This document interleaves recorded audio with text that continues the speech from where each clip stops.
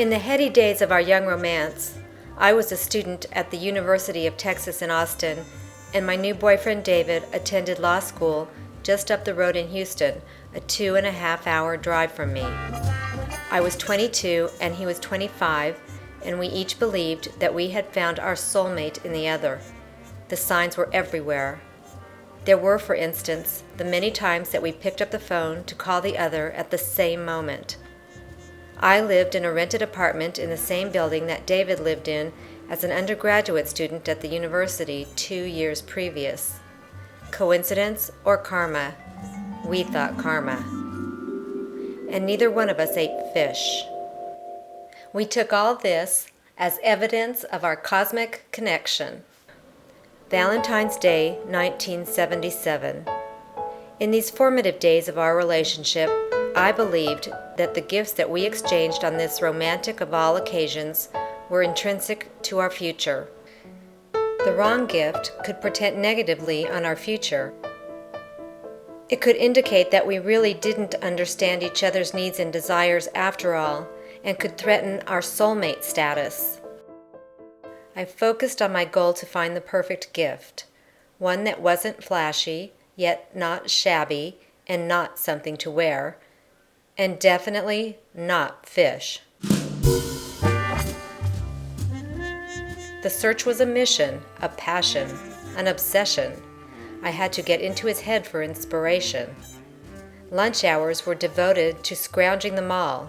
I pursued that one thing that waited for me. I searched the stores, stalking my prey. Shoppers crowded into the mall, presumably looking for lingerie and jewelry and Valentine-themed cards and dark chocolates and other gifts hinting of romance. I was compelled to keep walking. So I pushed past them and continued, past the stores that sold traditional Valentine's merchandise to the bed and bath section of a large department store. Among the soap dishes, the shower curtains, and the decorative tissue containers, I noticed a new product that was being heavily promoted in newspaper ads and TV commercials at the time: a shower massage head. According to the ads, when this unique shower appliance is attached to the shower spigot, it turns a routine shower into a high-powered, head-pounding water massage. To adjust the force, simply rotate the dial. This was certainly not a traditional Valentine's Day gift, particularly when the intended recipient was a new romantic interest. Still, as my arm reached out, and my hand reached up, and my fingers connected with the chrome and plastic bathroom appliance, it somehow felt right. When the day arrived, we exchanged gifts with one another, as if this activity was a solemn religious ritual. We pulled at ribbons and wrapping, and then nervously opened our presents.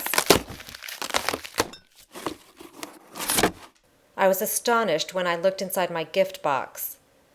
I was stunned into silence, and I blinked back tears, because nesting in styrofoam, in chrome and tubular splendor, was a new shower massage head. It was a glorious moment when we realized that we each independently had selected the same gift for one another.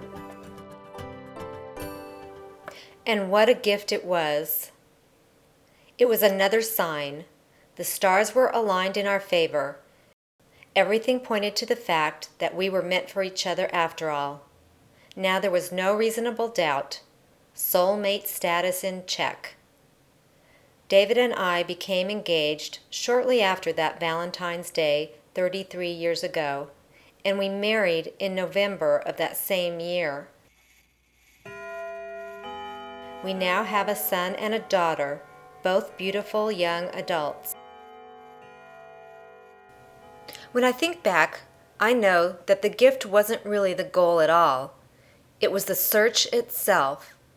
To understand this is to have had the good fortune to experience the heady days of new love, when that person is all we want to think about. It's what put a smile on my face and a flush on my cheek as I diligently hunted up and down the aisles in search of the perfect gift.